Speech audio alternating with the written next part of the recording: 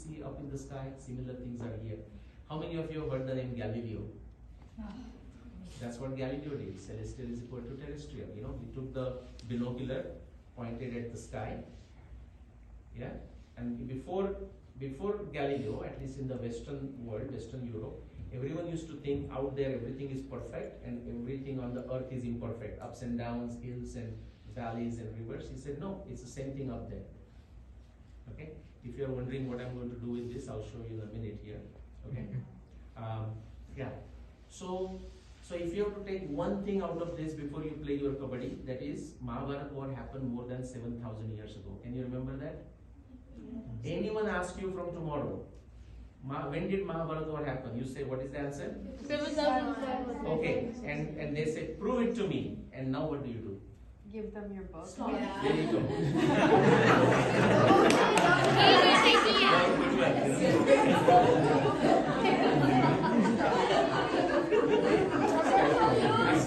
Absolutely. What he said is a very important technique, right? You have to learn to be assertive. What do we do? I mean, I don't think that happens to you. But going back to the parents there, you know, when they ask the others, I mean, non-Indians ask us a tough question, we kind of immediately go on a justification. I mean, it's a very impressive answer he gave, right? We go on a justification, well, hold on, but there is evidence there and this and that, and basically we let it go. I mean, let it loose, you know. Do you know what we have to learn? One thing. And you know, that's something my wife and me fight about it. He says, oh, please stop your Socratic method, she will say, you know. I said, you know why? I mean, not to her, but anyway, why? I dare not tell her anything. No, but it is like, you know, don't be in a hurry to answer anything. Just do not be in a hurry to answer anything. I mean, some of you know the GE. Like I used to teach corporate. I mean, I used to do corporate training in GE, and you know, the people used to go mad. You know, I will ask them a question and take them through their thing. So they will say something. No, this is how we do this thing. And say, okay, well, so tell me why is that? And then after 5 minutes, the person has contradicted himself or herself. Okay, that will happen. Just say, tell me more. So yeah, you give a good answer. Stall the person or say, give, you know, just read that guy's book. Okay, quickly. So 7,000, everyone got that? Mahabharata war happened more than 7,000 years ago. Okay. Now Ramayana, I'm not going to take into the details. Again, if you want a good sleep, you can take my book and start reading it, remember?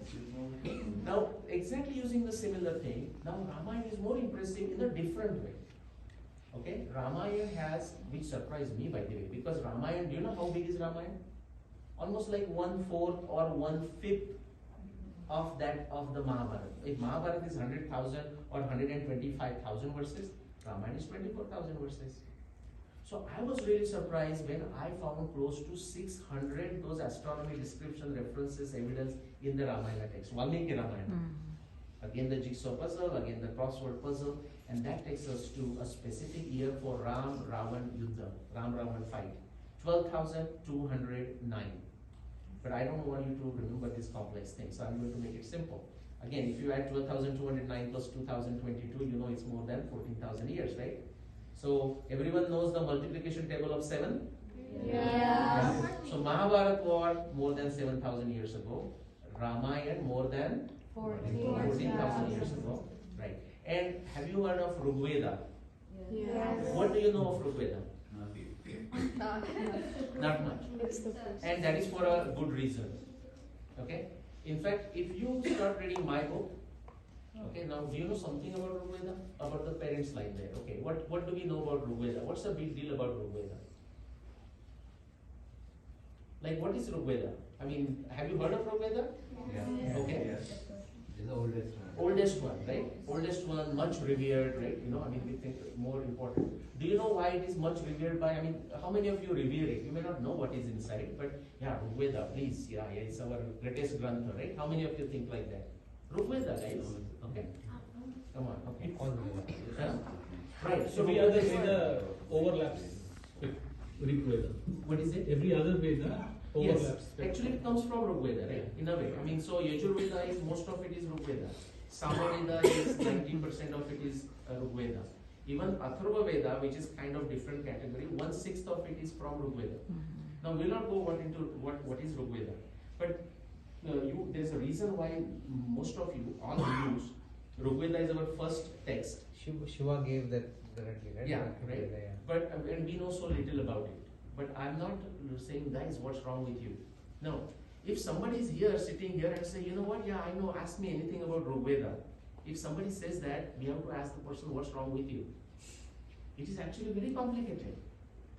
It's fascinating, but I'll tell you, if you just open it, okay, I mean, if you have a severe sleeping problem, take Rigveda, not my book. Okay? Just open it and say, what am I reading? It will not make sense to you. Now, I'm not saying it's a blabber, but it comes out like a blabber. Okay? Literally like that. You need a lot of context for this. But if you have a certain problem in your mind that you want to solve, like when did Mahabharata happen, when did Ramayana happen, did we have something in our ancient times?